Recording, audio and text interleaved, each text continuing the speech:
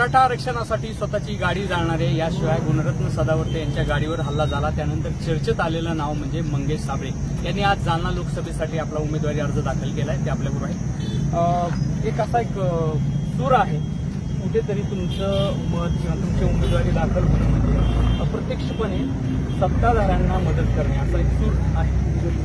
हा कोणाचा सूर आहे? जे पक्षाचे आहेत कार्यकर्ते त्यांचा हा सूर आहे. पण जी सामान्य जनता आहे, जे शेतकरी आहे, कष्टकरी लोक आहे, गोरगरीब आहे, 18 पगड जाती आहे, त्यांचा आकांत आहे. त्यांचा आकांत त्या लोकसभे मांडण्यासाठी मी हा फॉर्म भरलेला आहे. आणि त्यांच्या बाजूने बोलायला कोणी तयार नाही. 25-25 वर्ष त्यांच्या विषयावर कोणी बोलायला तयार नाही.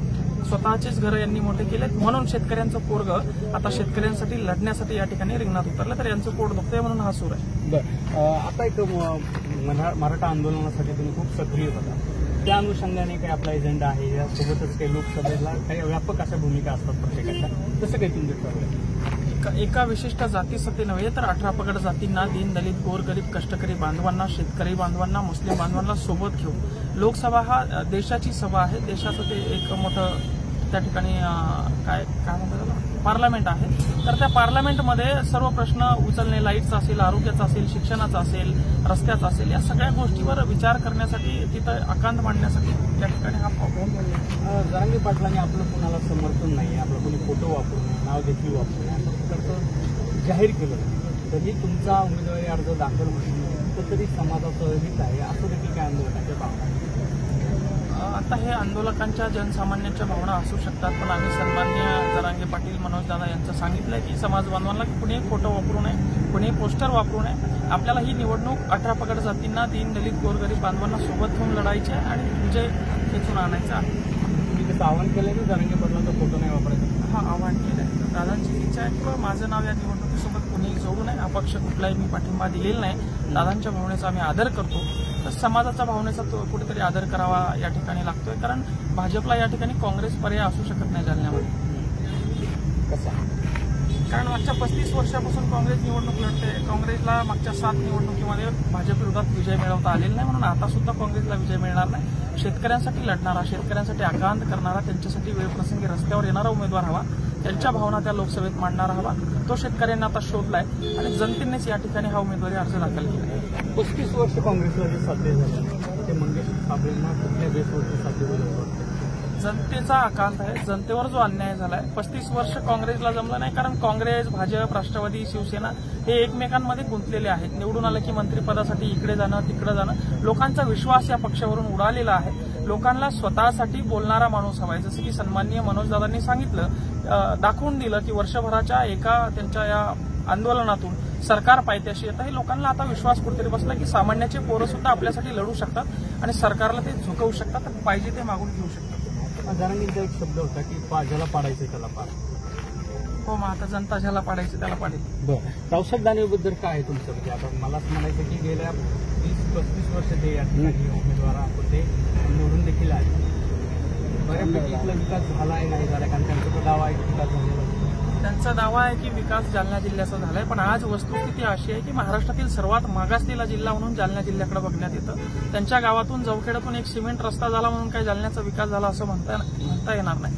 बरेच पत्र्याचे कॉलेज आहे, हॉस्पिटल बंद आहे, शाळा बंद आहे, अंगणवाड्याच्या इमारती या ठिकाणी नाही, आरोग्य व्यवस्था नाही, कुठली शिक्षण व्यवस्था नाही, पाण्याची व्यवस्था नाही, लाईटची व्यवस्था नाही. एकही मुद्द्यावर या माणसाने मागच्या 25 वर्षामध्ये लोकसभेमध्ये मांडलेला आहे. शेतकऱ्यासाठी एकही मुद्दा मांडलेला आहे. समाजासाठी जाऊ द्या, मराठा समाजासाठी जाऊ द्या, 18 पगड जातींसाठी, मुस्लिम समाजासाठी कुठल्याही विषयावर हा माणूस बोलायला तयार नाही. फक्त जातीवाद करायचा आणि निवडून यायचं, हेच 25 वर्षापासून सुरू आहे. आणि म्हणून आता कुठेतरी तरुण पोरांना हे लक्षात आलेलं आहे की त्यांचं शिक्षण धोक्यात आहे, त्यांचं आरोग्य धोक्यात आहे, म्हणून आता बदल हवाय.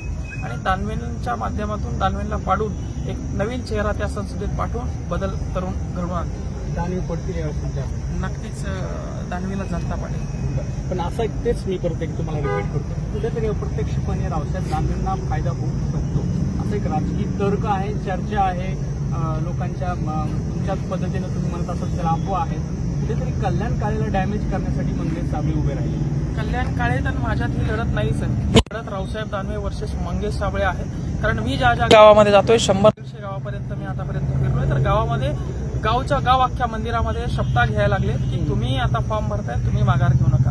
दरवेळी आम्ही फटाके आणतो, ढोल आणतो, वरात सजवतो, पण आमचा नवरदेश पळून जातो या ठिकाणी, अशा भावना लोकांच्या आहेत. आणि जे 25 वर्षापासून भाजपला मतदान करतायत त्यांना सुद्धा आता दानवेंना मतदान करायचं नाही, नाविलाजाने.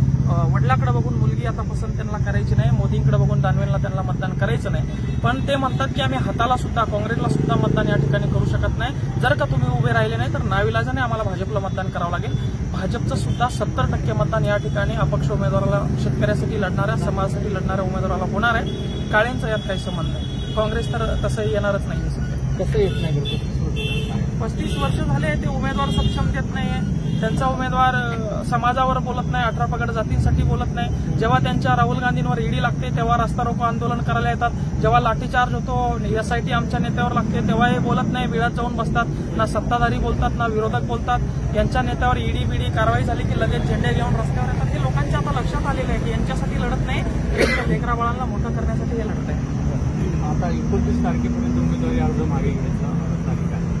विषयच नाही मागे घ्यायचा, लढणार आहे आम्ही, जनतेत जाऊन लढणार आहे. जनतेवर निर्णय आम्ही आता ठेवलेला आहे आणि जनता नवीन चेहऱ्याला यावेळी संधी देणार आहे असं प्रसारावरून आम्हाला दिसतं. दानवेंबाबत तुम्ही कुठे तक्रार करताना आता भाषणामध्ये दिसत? दानवेंबाबत तक्रार करण्याचा विषयच नाही. आता हे उमेदवारी अर्ज हे झाल्यानंतर, कन्फर्म झाल्यानंतर दिसेलच की त्यांच्या काय कामं आहे, त्यांनी 25 वर्षात काय कामं या याच्यात केली आहेत. ते सांगतायत की आमचे 5-5 मित्र पक्षाचे आणि आमचे आमदार आहे. 5-5 यांच्या आणि मित्र पक्षाचे आमदार या जिल्ह्यामध्ये असताना देखील विकास किती खालावलेला आहे. शिक्षणावर भर नाही, आरोग्यावर भर नाही. शेतकऱ्यांच्या जेव्हा दुष्काळ बोलतो, अतिवृष्टी होते तेव्हा हे बोलायला तयार नाही. यांच्या पोरांना आमदार केलं, सुनांना जिल्हा परिषद सदस्य केलं, यांच्या प्रॉपर्ट्या आहे, इड्या बिड्या, सगळ्या गोष्टीवर आम्ही बोलणार आहोत. आता किती वेळेस या ठिकाणी सत्तेचा उपयोग करून लोकांना मुंडके दाबायचे, पोरांवर गुन्हे दाखल करायचे, जो विरोधात बोलेल त्याला पोलीस स्टेशनला नेऊन या ठिकाणी गुन्हे दाखल करायचे. हा सगळा प्रकार त्यांचा आम्ही सत्तेसमोर ठेवणार आहोत. हाच रोष तुमच्या भोवती एकत्रित केला